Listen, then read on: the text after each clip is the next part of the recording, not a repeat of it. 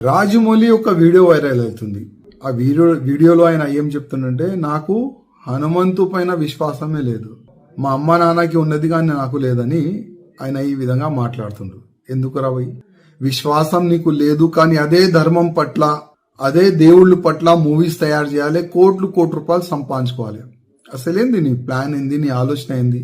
అంటే ఆల్రెడీ ఇంకొక మూవీ తీస్తున్నావు వారణాసి, దాంట్లో మహేష్ బాబుకి తీసుకున్నావు అంటే ఆ మూవీ ఎక్కువ ప్రచారం కావాలని నీ ఉద్దేశమా, లేక నిజమైన నువ్వు నాస్తికుడా? ఒకసారి డిక్లేర్ చేయి. అసలు నీ తప్పు కాదు, మా హిందువుల్లోనే ఒక తప్పు ఉన్నది. నీలాంటి ఫాల్ట్ డైరెక్టర్ కి ప్రొడ్యూసర్ కి అసలు ఐడెంటిఫై మా హిందువులు చేస్తలేరు.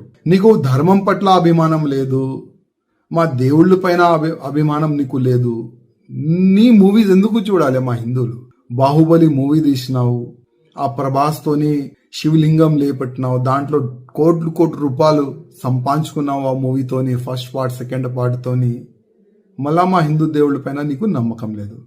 మా హిందువులకి ఒక మాట చెప్పాలనుకున్నా, ఇది ఈ రాజమౌళిది ఇది ఫస్ట్ కామెంట్ కాదు. గతంలో కూడా భగవాన్ శ్రీకృష్ణ దాసులు అంటే ఉంటాయి కదా, 16,000 దాసులు కాదు లవర్ అని ఈ విధంగా ఆయన గతంలో కూడా కామెంట్ చేసిండు. మళ్ళా నాకు రాముడి పైన విశ్వాసం లేదు, రాముడి స్టోరీ బోరింగ్ స్టోరీ అని కూడా ట్వీట్ కూడా గతంలో చేసిండు. ఇప్పుడు హనుమంతు పైన కామెంట్ చేసిండు.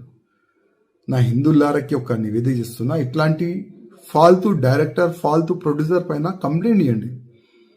ఇట్లాంటి వ్యక్తులకి జైల్లో పడేస్తే అర్థమవుతుంది, హిందూ దేవుళ్ళ పైన కామెంట్ చేస్తే అసలు ఏమవుతుంది నా గతి అని ఈయనకి అర్థమవుతుంది. అదేవిధంగా ఈ ఫాల్తూ డైరెక్టర్ ప్రొడ్యూసర్ తీసిన మూవీ ఎవరు కూడా చూడకండి.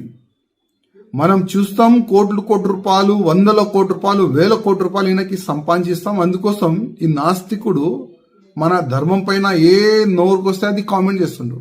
అందుకోసం మన హిందువులకి కొద్దిగా అర్థం కావాలి, మన ధర్మం పైన, మన దేశం పైన, మన సమాజం పైన ఎవరైనా తప్పుగా కామెంట్ చేస్తే ఆయన గతి ఏమవుతుంది, కొద్దిగా మన హిందువుల్లో ఒక అవేర్నెస్ వచ్చే ఇప్పుడు అవసరం ఉన్నది.